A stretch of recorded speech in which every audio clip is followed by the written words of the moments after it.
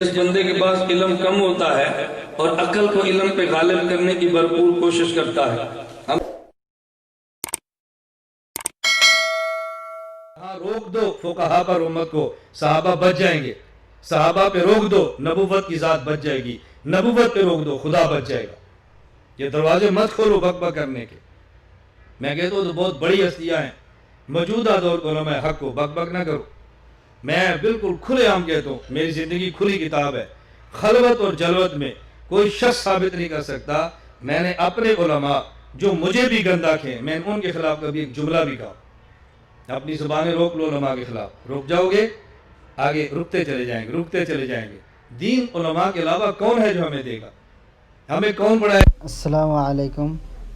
میں صرف یہی بتانا چاہوں گا کہ حضرت الیاس گنبد صاحب سے جو سوال کیا تھا کہ سلمان ندوی کے متعلق آپ کی رائے کیا ہے، تو یہ سوال کرنے والا نسیم احمد جو ممبئی کے رہنے والا ہے، انہوں نے سوال کیا تھا. عرض یہ ہے کہ مولانا سلمان ندوی کے بارے میں آپ کی کیا رائے ہے، یعنی ان کے بیانات سننا کیسا ہے.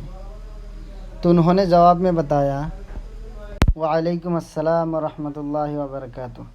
واضح رہے کہ اہل سنت الجماعت کا صحابہ کرام کے متعلق بالکل واضح ہے کہ تمام کے تمام صحابہ کرام عادل ہیں اور تمام محفوظ ہیں.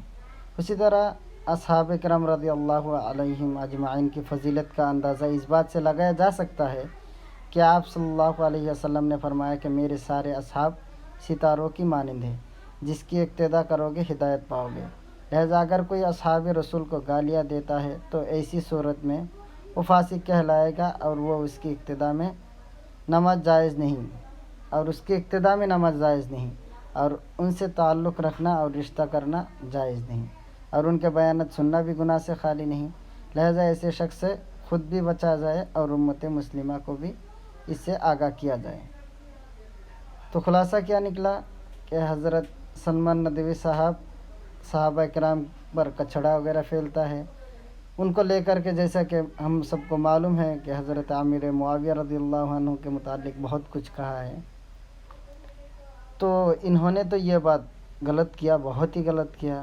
لیکن ایک غلطی ہم بھی کر رہے ہیں، وہ یہ ہے کہ ہم ہر وقت حضرت سلمان ندوی صاحب کو لے کر کے برا بھلا کہتے ہیں اور ان کے غیبت کرتے ہیں کہ وہ اچھا آدمی نہیں ہے.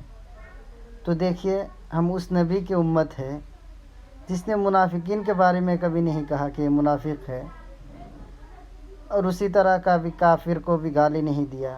عام طور پر مدرسے کے بچوں میں یہ دیکھا جا رہا ہے کہ سلمان ندوی کو لے کر ہمیشہ برائی کے ساتھ ان کا تذکرہ کرتے ہیں.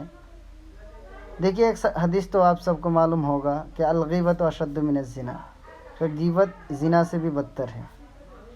تو دیکھیے ہمیں اپنی زبان کو کنٹرول کرنے کی ضرورت ہے، بہت ہی ضرورت ہے.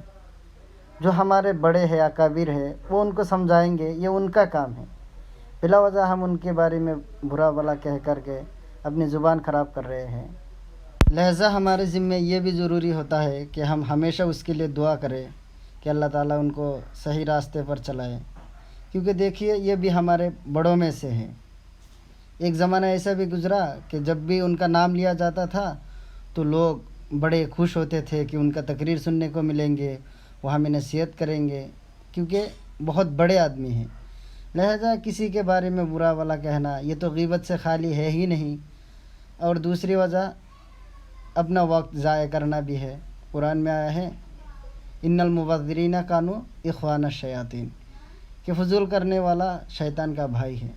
لہذا ہمارے ذمے ضروری ہے کہ ہم ان کے لیے دعا کریں، ان کا برائی سے نام نہ لیں یا ان کے غیبت نہ کریں. امید ہے کہ آپ سب سمجھ گئے ہوں گے.